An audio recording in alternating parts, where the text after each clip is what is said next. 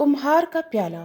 एक दिन एक दरवेश जंगल के रास्ते से गुजरते हुए एक छोटे से गांव पहुंचा।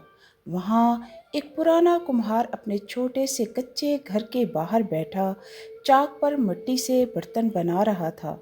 दरवेश कुछ देर खामोशी से उसे देखता रहा। मिट्टी गोल गोल घूमती, कभी कुम्हार की उंगलियों से दबती, कभी सीधी की जाती और कभी थपकी खाकर संवरती। दरवेश ने पूछा, बाबा तुम मिट्टी को बार बार थपकी क्यों देते हो? क्या ये जुल्म नहीं?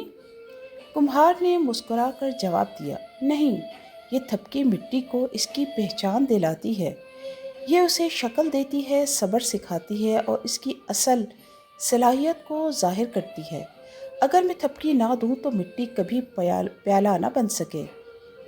फिर उसने एक प्याला उठाया और बोला, ये वही मिट्टी है जो कभी पाँव के नीचे रौंदी जाती थी, लेकिन जब उसे सही हाथ मिले, सब्र, वक्त और समझ मिली, तो ये एक कीमती प्याला बन गई। दरवेश ने आंखें बंद की और आहिस्ता से बोला, बिल्कुल ऐसे ही इंसान भी आजमाइशों, नसीहतों और वक्त के थपेड़ों से गुजर कर ही अपनी असल में ढलता है।